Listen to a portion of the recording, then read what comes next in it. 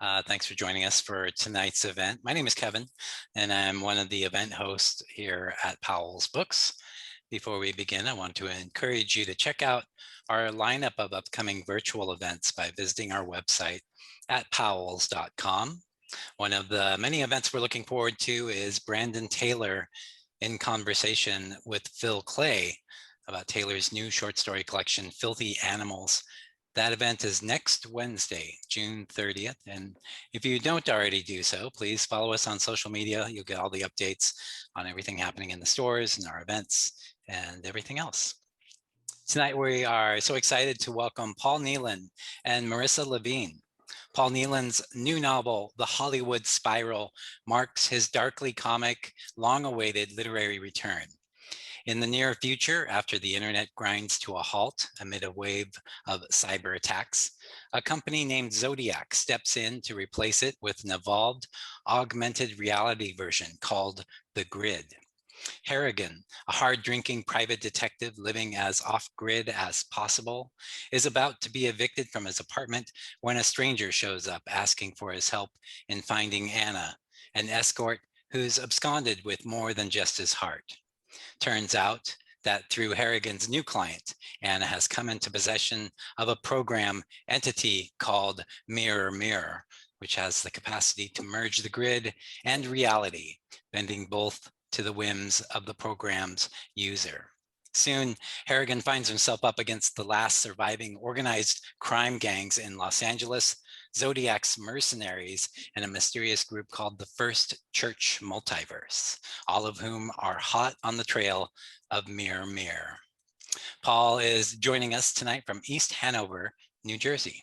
And joining him in conversation this evening is Marissa Levine. She's a writer who hails from Washington State and is joining us tonight from Babylon, Long Island. And her debut novel, The World Gives Way, was released just last week.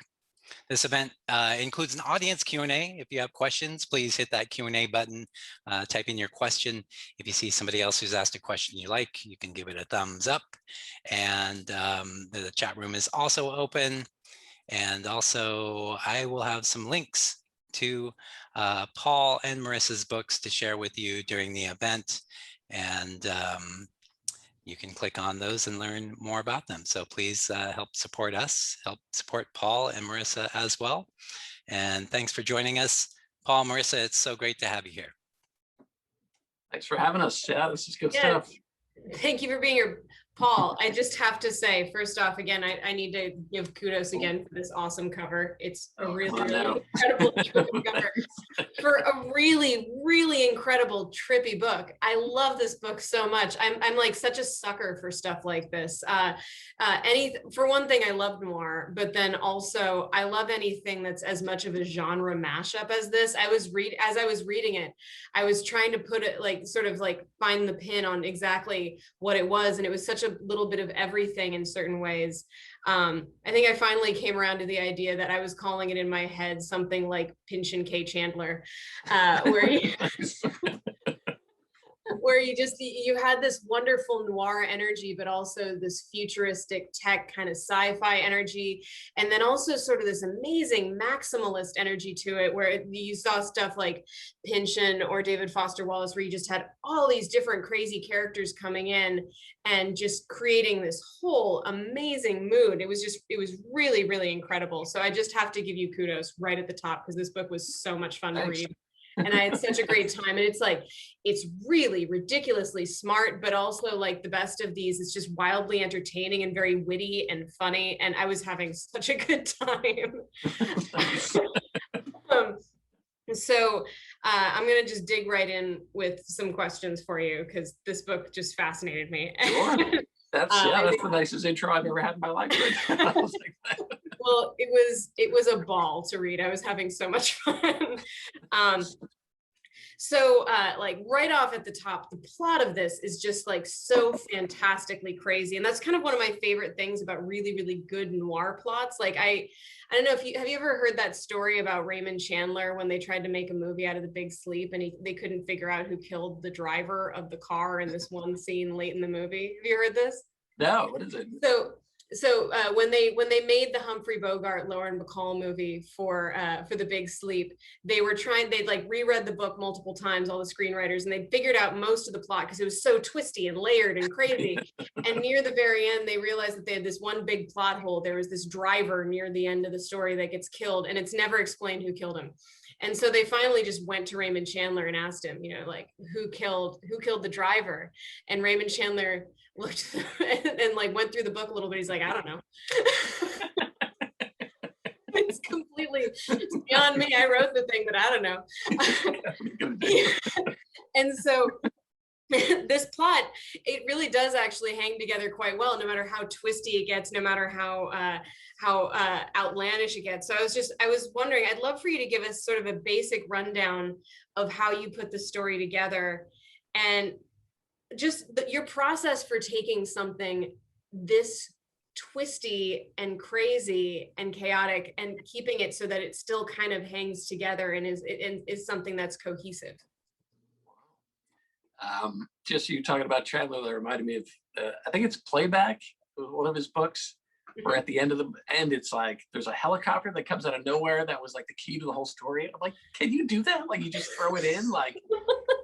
And I don't know, I kind of like that stuff. Like, yeah, with his books, it's like I don't really care about the plots of his. I mean, they're important and everything, but like just the way he tells a story, I always just like the voice of the character and like the interaction of the characters. But the way I was doing it, I kind of started with the characters themselves, just with the jokes. It started with the club on Sunset Boulevard, Maxwell's, where everybody's just doing their open mic night. And it was just, I didn't know why, like I was writing jokes about Schrodinger and stuff, like Schrodinger Santa Claus, like everybody gets a dead cat. I'm like, I don't know what I'm doing. Like, I don't know what is going to happen with this. But the story just kind of came together once Anna came into it. I wasn't sure who she was. It just took a lot of figuring out which direction things were going to go. And I kind of knew where I wanted to get at the end, but I wasn't sure how I was going to get there. So I was figuring out as I went along, just kind of like building it on the way down, like jumping out of the plane and being like, all right, now how do I make a parachute here? But I wanted to ask you about Kittering. Did that come in here? Yeah. Kittimer, sorry. Like, did you see that in your head, the stained glass mountains and the bells and everything? Or like, how did you come up that? It was so cool. Like, I wanted to like hang out there for like a long time. And I always wonder if people see something and then write it out, or like think it, or it just writes it, like you're writing and you're like, I don't know where this is coming from. Like, how did you get that setting? Like, how? Well, so for me, I was really interested within the world building of my story, which I won't get into too much. No, but, get into it. Totally. It's awesome.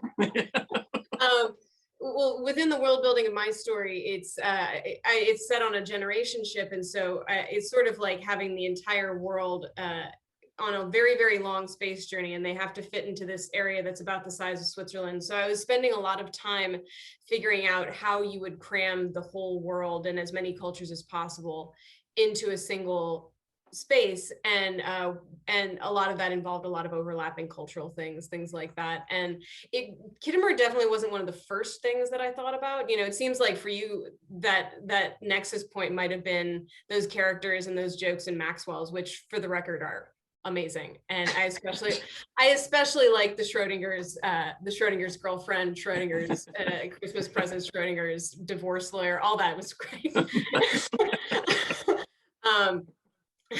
The book is worth it for those alone. For me, Kittimer was it was something that I came up with later because I really wanted it to be sort of a journey plot where my characters went from town to town to town, and I realized that there do tend to be places in the world where people do religious pilgrimages of sorts, and they'll be in different places. A lot of times you do have monasteries on mountaintops. Sometimes it's more of a hajj, things like that. And so I wanted to create, since I was already creating all these overlaps of cultures, I wanted to create an overlap of religions and just like what that would be. And then stained glass is something that I've been obsessed with aesthetically for a very long time. And I love the idea of twisting and design. If a world was going to be completely designed, I love twisting things where it was like, oh, well, it's this thing that you recognize, but now it's different. And so the idea of mountains made of stained glass was very cool. Yeah, I'm so glad that you like it. That was amazing. Yeah. Are you a traveler? Like, have you been to a bunch of different places? Because it seemed like kind of Petra-esque, and was it Nabat? Like, Nabat was definitely inspired by Petra. I've never been to Petra, awesome. but it's on my list. I don't know if you're much of a traveler. I've been sort of aspiring to be a traveler for a very long time. I've actually been to Petra, and it seemed Have like you really? had been there. Yeah, I was like, this is awesome. Like, my husband has. I'm very jealous, but I haven't gotten there yet. I've mostly I've been to a fair few places, but not too many places in the Middle East. But I'm so glad you picked up on stuff like that. That's amazing. it was great. Yeah, when I write, I do tend to be very very outliney, and then and I'll like kind of come up with all the plot at once and then kind of figure it out. But it sounds like I'm like doubly impressed now hearing that. It sounds like you came up with what is like a very excellent noir plot, which for those out there who have not tried something like that is a very difficult thing to do. And it sounds like you kind of done it based on just like characters and set pieces and really just deciding to see where the wind takes you. Would that be true, or do you do some outlines as well? I do some outlines, but a lot of it was I lived in Los Angeles for a little bit. Mm-hmm. And I didn't know I was going to set the story there until after I'd already left. But I had like certain locales that I knew I wanted. Like I wanted Hollywood Forever Cemetery in there, and I wanted Griffith Park, the observatory. I wanted the Getty. Like there was just certain settings that for me, like I thought I could, even though it's set in near future, like I thought it'd be hanging on to those like places that you could actually go to, which was I don't know, like it's kind of weird if you're writing in the future but still kind of setting it in the present, not setting it in the present, but which I thought it was really cool how you did that with the art collection. Yeah, I very much know what you mean by that, because I was definitely trying. Yeah, the guy who painted the infinity numbers, I was like, is that real? And then I looked it up, and I immediately went insane when I looked at his paintings. I was like, oh my god, like Roman Opalka is so cool. Yeah. I'd never heard of that before. Like, and then he like got grayer as he started painting in grays. Like, was that about time or something, or what was I didn't read enough about it to.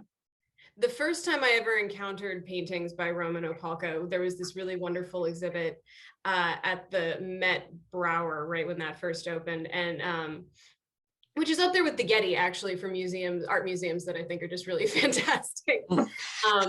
And they had it down for this series that they called Unfinished Works. And because Roman Opalka was basically endeavoring to go to infinity but could never possibly finish because he had to die eventually, it was considered an unfinished work. But yeah, as I understand it, what he would do is he would dip a brush in white paint. He'd have like, a gray backdrop, and then he'd just paint the numbers until the white paint started fading, and then he'd dip the brush again, which is why you get like lessening levels of opacity, and then it goes back, and it's almost like the cascading matrix numbers only going sideways.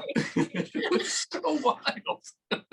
Yeah, it's wild. And I like, when I was thinking about just sort of, again, I feel like your book has a similar quality to this of being like quite existential, and there's this comet going through the whole time. And as I'm reading this book, because I'm enamored of apocalypses, I'm sitting there and wondering, you know, similar to how Chandler will sometimes give you like this crazy 11th hour, sort of like curveball. I was wondering, there's for those that haven't read the book yet, there's this wonderful through line of, you know, all this other nonsense craziness is happening, but then every now and again you're reminded that there's a comet that's going to possibly hit LA, and there's, you know, or like it's traveling over LA, but people are talking about it as though it might bring destruction.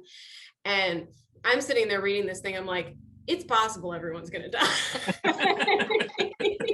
And I'm not going to spoil anything because there are some amazing 11th hour twists in this book, but the comet was definitely one of them. And for me, like things like the Roman Apolka paintings, things like that, a man that's just fruitlessly endeavoring to count up to infinity, knowing full well he shall die, is like right up there with a comic that goes on stage and repeatedly uses the same exact theme of Schrodinger and will never change her jokes too much.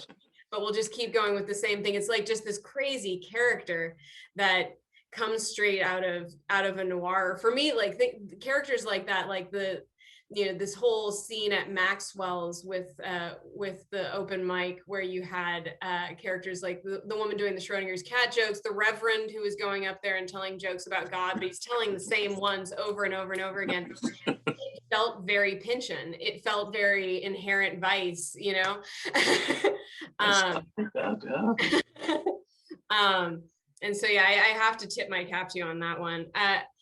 What kinds, I know that, you know, this book, again, you know, just to kind of explain it to people, like I feel like I saw so many different influences in there. Are there certain authors that you really went to, or even like, you know, I know with Noir, you got a little bit of film, you got a little bit of everything. Were there certain like sort of touch points that you really kind of hung on to when you were writing it? Definitely Raymond Chandler. I've always been a big fan of his. There was a book called Thinking in Systems, which Donella Meadows, I think is her name.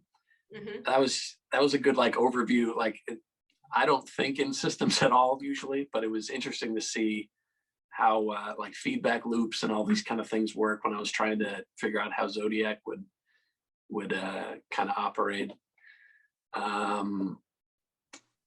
I read a book called The Hidden Reality by Brian Greene. He's like an astrophysicist or just a regular physicist. But a lot of the science stuff, he gave me a good background of things to like look up on my own. And then I watched a class called History 2D. I think it was like UCLA or Berkeley or something. It was Science, Magic, and Religion, which I thought was a cool like base to kind of research other things. The jokes. Are you a Beckett fan at all? Like, I'm a huge Beckett fan. I definitely saw some. Yeah, as I was reading The World Gives Way, I was like, I kind of like. I caught some Beckett there, and I was like, this is great. I like, and well, I don't know if it was supposed to be funny, but when Mira was going into the desert and there was a guy in the car and he's like, you're fucking it up, like you're going the wrong, where are you going? Like there's always going to be that guy, like the end of the world, like you're dying wrong, like this isn't how you do it, like you're gasping for air and space the wrong way, like you're not doing it right. Also, Paul, I just realized I was so excited to talk to you and to go nuts on how much I liked your book that I completely stampeded over you. And I would really love to hear you read part of the book. And I think that was usually supposed to happen at the top. But if you're still up for it, I would love to hear it. Sorry, I'm doing this all backwards now, but maybe a midway through reading is the way to do it. I don't know. Yeah, this is good stuff. So this, I guess I should set it up. This is a scene in Maxwell's. Harrigan, the main character, and Detective Sadowski are going to check out the scene because a guy named Eddie Lompoc had turned up dead. And he was a regular at Maxwell's. So they're going to go, he wanted to meet all the suspects. Well, and he thinks Harrigan's involved somehow. But I'm going to start in the middle here. CMB Roach leaned into the microphone, his thick eyebrows already running. CMB, taking you on a journey. On one, on two, on dip it like you getting au jus, girl. You my pearl, them soft curves in this hard world. So I'm gonna take you out to dinner and then eat all your food. Tell a maiden to go fuck yourself when he say I being rude. Then I'm gonna make you wear a burqa even though you ain't Islamic. Introduce you to my family as a prophet of Muhammad. It's for your own good, everybody wear the hood. Pull it down to the ground and then we top it. CMB Roach stepped off stage, eyebrows and streaks, bobbing and weaving, headed for a table in the corner. What was that all about? Sadowski said. That was CMB Roach, I said. I'll introduce you. We went around the bar towards a table in the corner where they were sitting. Charlie Horse watched us go. I know you, the red-haired girl said. You weren't Eddie's friend.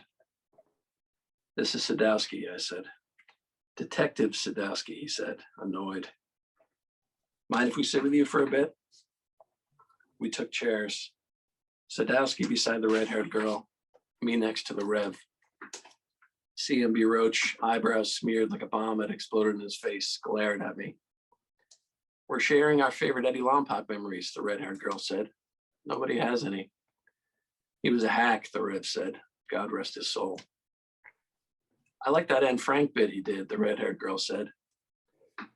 Poor kid must be mortified, all those people reading her diary. Truth be told, it is a little weird. Some guy sitting on a park bench. Hey, what's that you're reading? A little girl's diary. She's dead. What? Oh, you mean Anne Frank? Who? It was a dead-hot Eddie Lompoc impersonation. I told her so. Thanks, she said. No one's really gone if you're still making fun of them. To Eddie Lompoc's immortality, the Rev said, raising his glass. His genesis.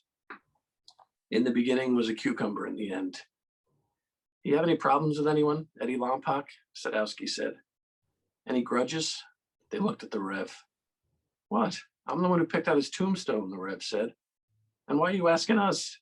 What about the guy who threatens to kill everybody every night? We looked over at Charlie Horse's table. He raised his glass like he'd been listening. Hold up, CMB Roach said.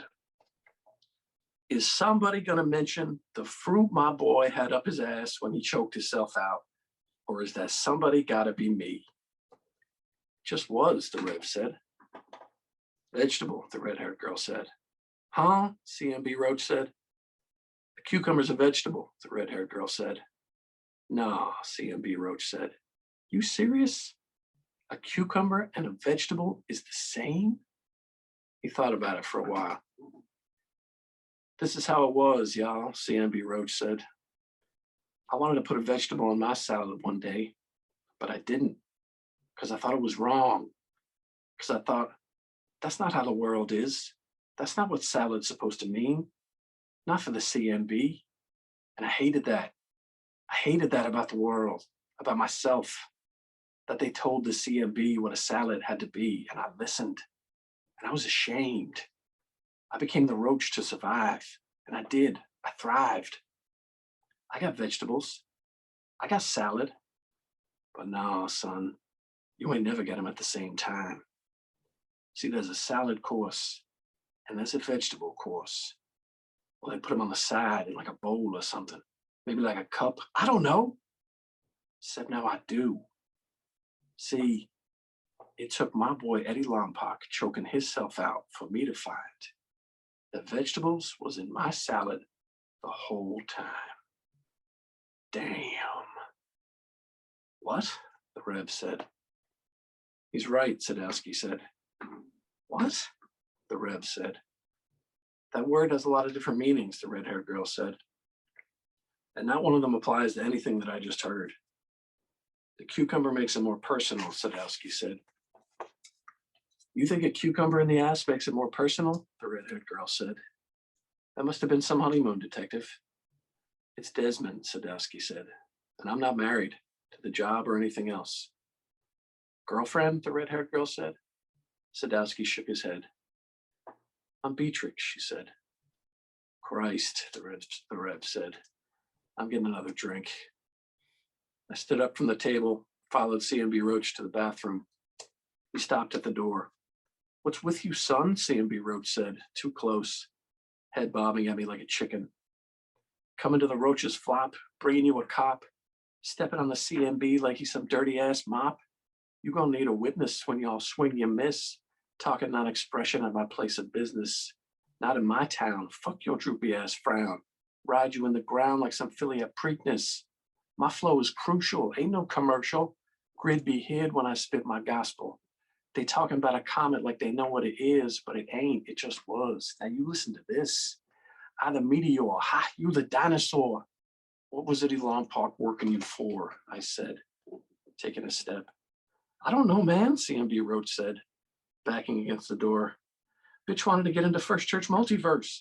Not to join or nothing. Jailbreak his ass in like. Elompy be talking about the records room up on the 3rd floor. Records room?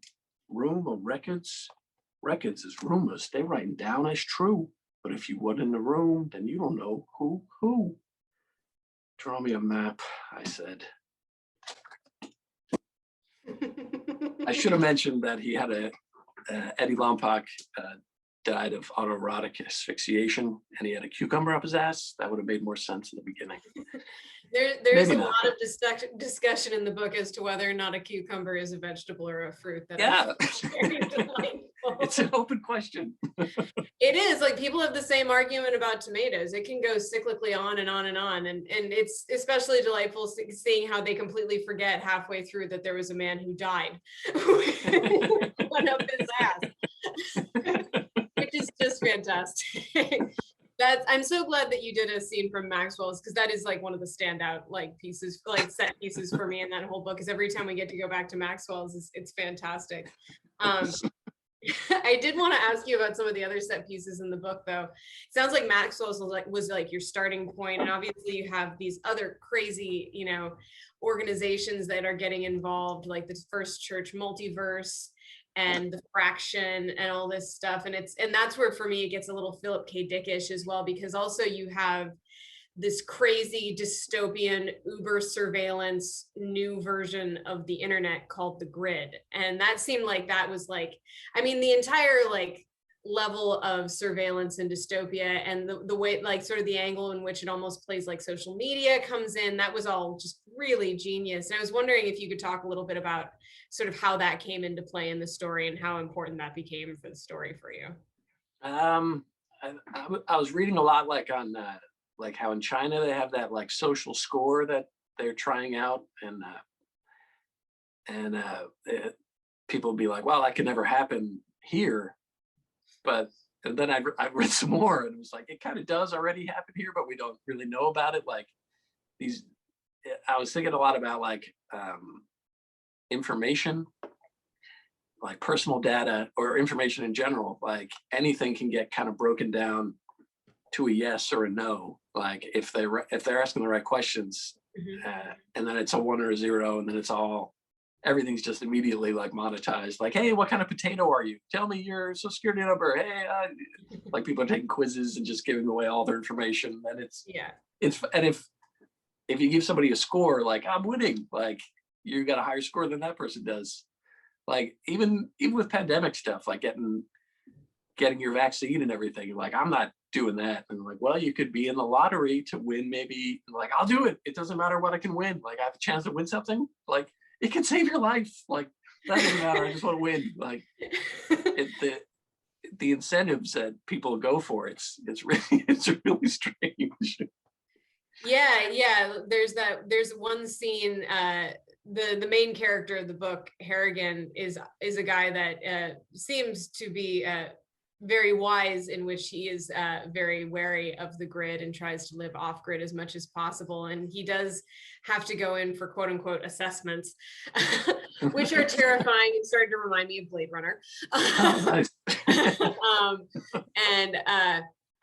But there's that point in there where he goes into the elevator and they're trying to encourage him to become more a part of the grid by feeding him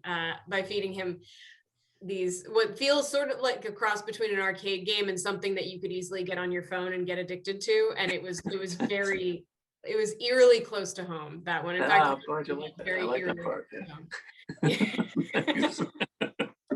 I like the Raisin Bran commercial of that. Oh God, that's terrifying too. Yeah, and everything is it's so funny and so entertaining, but it has this real sort of existential edge to it where you'll be laughing, but then the joke will be quite dark. But in just a delightful way. I mean, I tend to love stuff like that. And I love it just in general, again, like I said, when people know how to mix genres or mix moods, things like that. I was also going to ask you, also, I should say, just for those folks that are out there watching right now, there is a Q&A button down below. And if you have any questions for Paul, we're probably going to try and open it up to questions for him. So if you have anything, send them our way. Of course, if you don't want to, I'm happy to just like flood him with all of my questions because I'm so obsessed with this book. But please. You're great at this, notes. You're pulling from all over the place right now. Well, it's a really great book. It's really fun.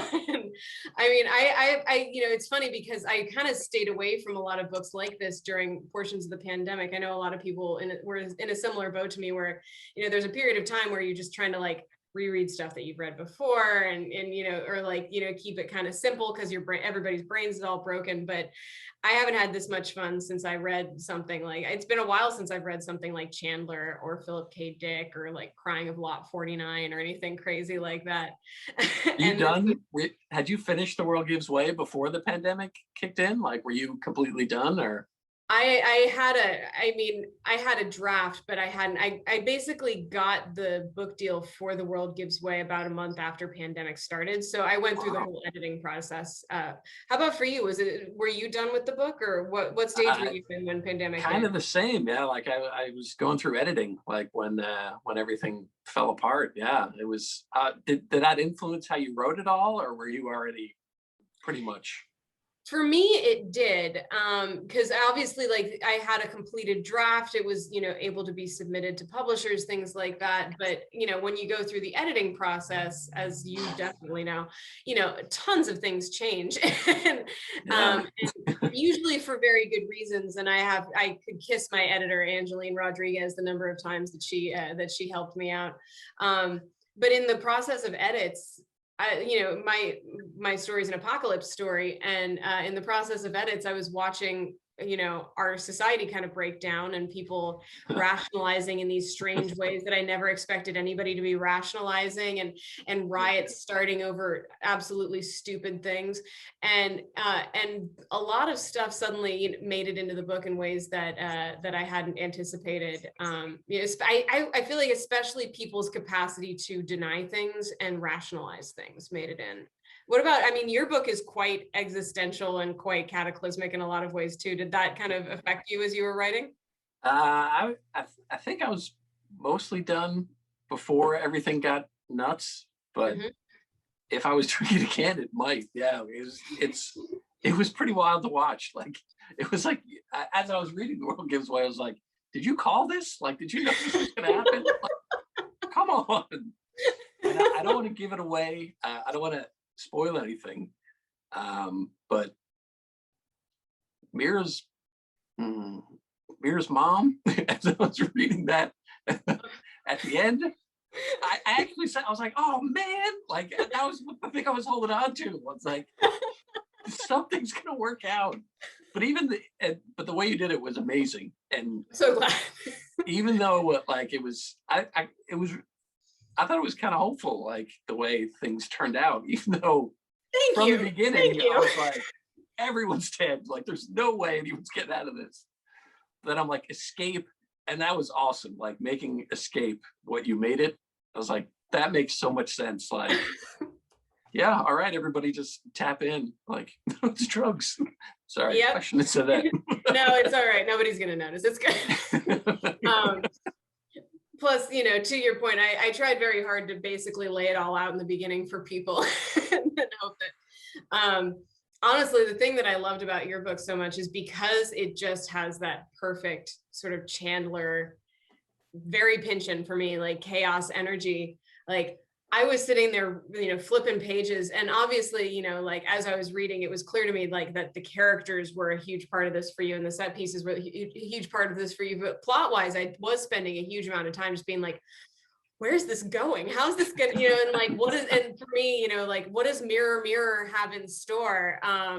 Because obviously, like, almost Wizard of Oz style, like there's a man behind the curtain there in certain ways, and somebody's pulling all the strings, and it's certainly not Stan Volga or anybody. That's a good also call. I have to give you kudos, because one of my favorite noir tropes in general is the femme fatale. And I think you managed to have like 5 in here.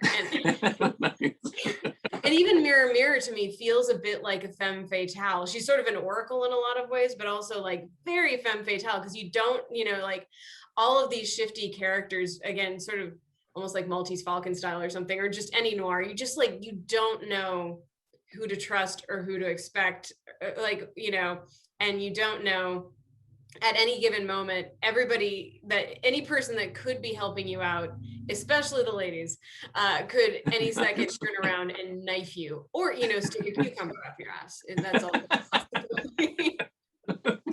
6 of one, half a dozen the other. I'm sure there's not a lot of worse ways to go, but I'm sure there are worse ways to go. Do you have obviously you're quite the connoisseur of noir stories. Do you have any favorite noir tropes, things that you especially like love or expect or think like, oh, this is what makes a noir story a noir story? I do love the femme fatales that you were talking about. Like that's a big one for me.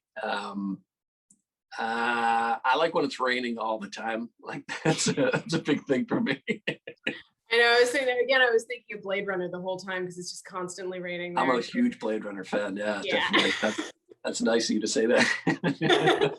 Oh, this whole thing felt very Blade Runner to me because again, people always talk in sci-fi circles about world building and how important world building is. But for my money, world building is best done when it's just sort of in the atmosphere, these little details everywhere. And I think you do such a great job with just like constantly laying out these very specific details without, having this section where it's like, well, and you see, Harrigan, the reason why the grid is the way it is. Well, it's just like, no, we're just going to get it. You trust the audience to understand and get it as they go along, things like that.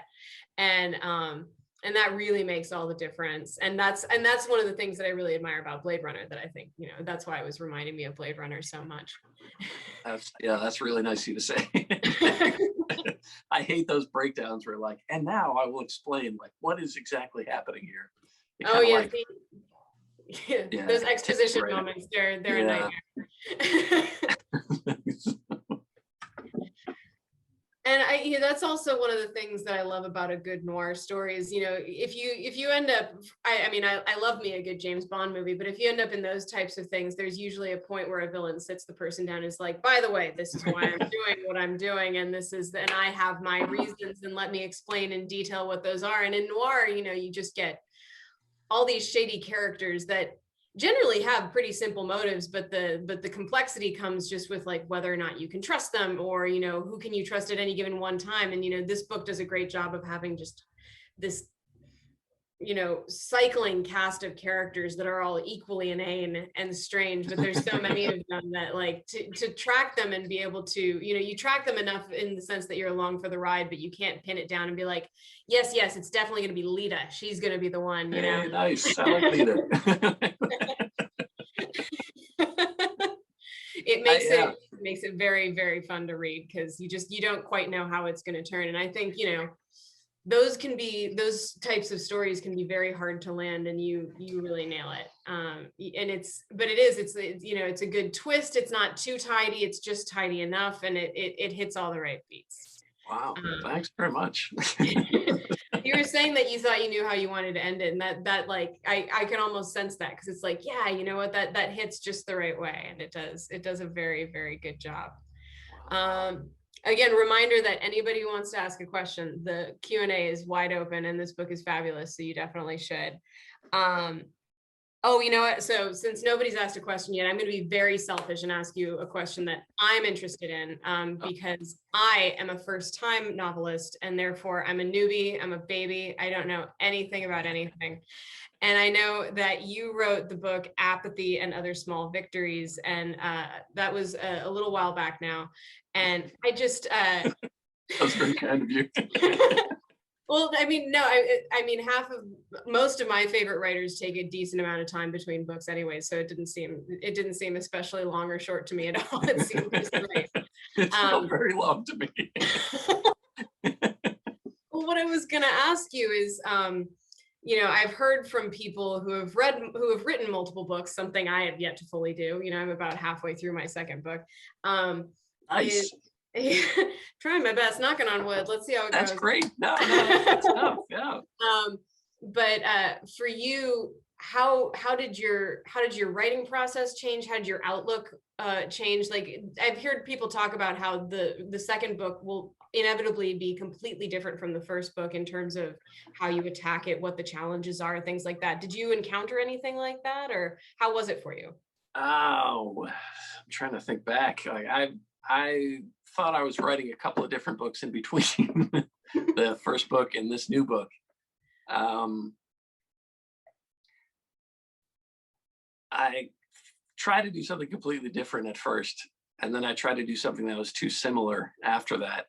And then I kind of got caught in between, spending a lot of time on like a bad premise. I think hopefully I've gotten a little bit better at recognizing a bad idea before I put too much work into it. But can I ask what your second book is about, or is it too soon to talk about it? Or No, it's not. It's actually much more close to home than the book that I just wrote is, because the book that I just wrote, it's a generation ship, it's set in space, all this stuff. And I've always really wanted to write a haunted house story. So I'm writing a haunted house story. Nice. And and I'm setting it on the Oregon coast, because I've actually Really? always found it. Yeah, it's so funny. None of you people know this, but before the program started, we were talking about the Oregon coast, us and the Powell's folk. And I was just out on the Oregon coast doing some research, because honestly, I've always thought the Pacific Northwest would be the perfect place for a ghost story, because it's like so spooky. It's so spooky. It's covered in these thick forests that are like impenetrable. They're so dark and with such huge trees, and you've got constant gray drizzle, very much like your book, just constant rain, but like very, very light and kind of misty. And it's just always a mood, and everything's very, very gray and pale. And it's sort of like the English have their wild moors that everybody goes, you know, running through and, you know, getting torn up by the wind. And I think the closest American equivalent we have actually is the Pacific Northwest. Wow, nice. So yeah, I'm writing a ghost story. I'm very excited about it. Is it set in a specific town on the? So Victoria immediately, but I don't know. It's a fake town, because I didn't really want to pinpoint it, and I wanted to kind of make it my own. But nice. I will say that I grew up mainly in Camas, Washington, for the locals out there. And then my family had a house out in Manzanita, Oregon. So I'm very, very familiar with Manzanita, Oregon. And so I'm sure that there's more than a little of Manzanita in there. Though again, it's kind of its own thing, because I made the town sound really, really run down, and Manzanita is quite beautiful. So I don't want that to get out that like, I was like, yes, this terrible down on its luck town. Driving down property values. What are you doing? I know. Manzanita is quite lovely and doing just fine. Nice. But yeah, I'm certainly glad that you came through and figured out this premise. And I do know what it is to go through many premises before you find the right one. I feel like for me, having it be this being my debut novel, I'd been through. I used to say that I had the 70-page curse, which was that I could get 70 pages into a thing, but no more than that. Like, nice. At that point, I'd stop, and I'd suddenly have to start on another project. In fact, for a while, I was doing playwriting, because it's very feasible to write a 70-page play, but it's less feasible for me, anyways, to write a prose novel that would end in 70 pages. Nice.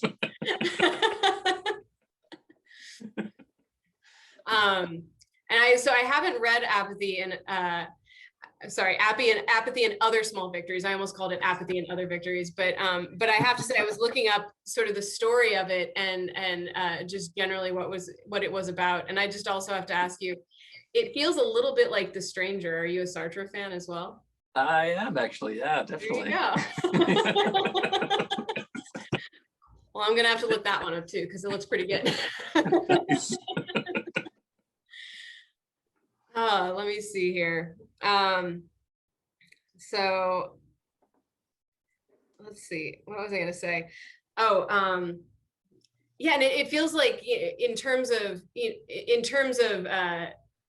again, since I haven't read Apathy, I can't know for sure, but it seems like character-wise, they might have something of a similar mood, just in the way that certain characters are a little bit crazy or oftentimes a little apathetic.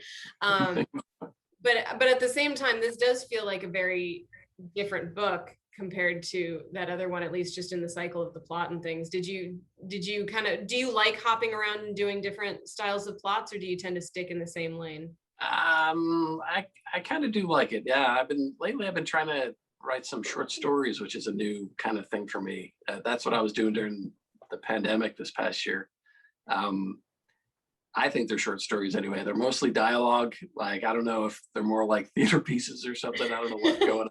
Like, I don't know if anybody else is gonna like them, but like, I'm trying to do different things.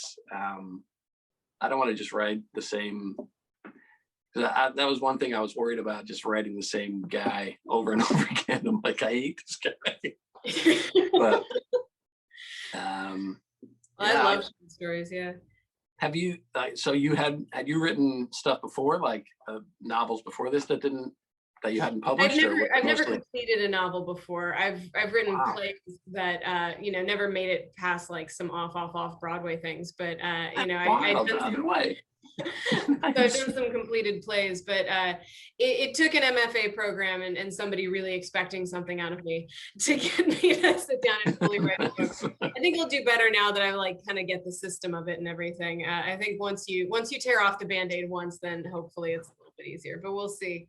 One of my favorite teachers in the MFA program, Paul Harding, actually had a very similar course where he finished an MFA program, wrote a book that he thought was really great, but then like he kept on working it, and the premise just didn't work out and wouldn't go. And then I think he told me he accidentally terrified me because he told me that between MFA and getting his novel published, it took him like around a decade, and I was like. And what it was, it sounds similar to yours, was that he was attacking a premise that just didn't really want to exist, and he kept trying and trying and trying, and then eventually he chucked it out and started over again. And it always seems like the most demoralizing thing. I mean, anytime I've chucked a book that I thought for sure I could actually finish this time and then it wouldn't go, it felt similar. But then when the right one hits, it's fantastic, it's just crapshoot sometimes. Yeah, you're like, I think this is really good. I'm like, no, it's not right. It's a bit of roulette. It is. Yeah. It's a weird way to be. Yeah, absolutely. It's a crazy career that we've chosen. How long ago did you finish your MFA program? Like, I finished it in December of 2019. So I have excellent timing when it comes to graduating from educational institutions. When I was an undergrad, I was in New York City, and I graduated in December of 2008, right at the start of the financial crash. Oof. Oh, and I graduated with a degree in theater. So like there was no jobs for me. No. And then, I went into the workforce. I tried on a bunch of different creative fields, all this stuff. And eventually I was like, you know what, I'm going to go back to grad school. At that point I was in my early 30s, and I was like, yeah, you know what, I think that this is the right time. This is what I'll do. And then I graduated 3 months before the pandemic. Man. I just managed to get out with a bookstore job by the seat of my pants, so I had some income coming in. Never get a PhD. Like, oh my God. No, the world will end. Nice. So did you ever go to an MFA program at all, or are you just like really good at writing without guidance? I'm not really good at writing without guidance, apparently. I probably could have used some guidance, but no, I never went MFA. Like I took one creative writing class in college. Yeah. And it was just, it was pretty good, but it was just like, the professor gave us like a bunch of different premises, like, all right, do like a piece on this. And I'm not good at like writing prompts. Like whenever I see people are like, hey, write a story about this. I'm like, I can't, like, I don't know how to do it. Like, I feel like I kind of have to gather a bunch of different stray lines and like ideas and then kind of mix them all together somehow. Like I can't, if you gave me like a topic to write about, I couldn't do it. Like I wouldn't know what to do. Like I kind of have to grab from all over the place, and it kind of has to come together on its own in a way. Yeah. But well, everybody's got their own process, and I would say that yours really works. Sometimes I wish I was a little less straight arrow, like the fact that I needed an MFA because I just couldn't focus properly. You're on fire right now. No way. You're doing great. Well, whatever it took to get you to write this book, I'm so happy you did. It's a really, really incredible book. And I'm so honored to get to talk to you because this was so much fun to read. You should tell, oh, sorry, go ahead. Oh no, I was going to say that we should probably wrap up, but you say what you were going to say too. Oh no, I was going to say, tell everybody about the cover. Like that was really cool. What we were talking about before. About sure. Yeah, very briefly, if after you've bought your copy of The Hollywood Spiral and The World Gives Way, if you go if you go on, there's a little QR code on The World Gives Way, and if you take a picture of it with your phone, it will animate beautifully, and the sun will come out and all this stuff. And it's its own crazy animated cover, and also somewhere in there, I will introduce the book to you, which is kind of cool. Wild. It's I didn't know that technology existed. It's a wild world. It's amazing. Well, The Hollywood Spiral is incredible. It came out last week. Everybody here should buy a copy. It is so great. It is so much fun. And it was such an honor to talk to you, Paul. This is great. Thanks so much for doing this. Hey, Marissa. Hey, Paul. Thanks so much for being with us. Such a great talk. This is what the books look like. You see the link for Paul's books in the chat. I'm going to also put the link to our YouTube channel in the chat. I just did that. Click on that, and you can watch our other events that we've had there on our YouTube channel. This one will show up probably tomorrow afternoon. You can watch it there, tell your friends about it. And one more time with the link to Paul's new book. Really exciting. And Paul, it's great to see you. And, you know, like I said to you before the event, we knew each other a long time ago. Way back in the day. And then I was getting ready for this event and I was like, wait a second, I know that guy. Nice. So it was really, really good to see you. Thanks everyone for joining us, and have a good night. Thanks so much for doing this. Thanks. Thank you.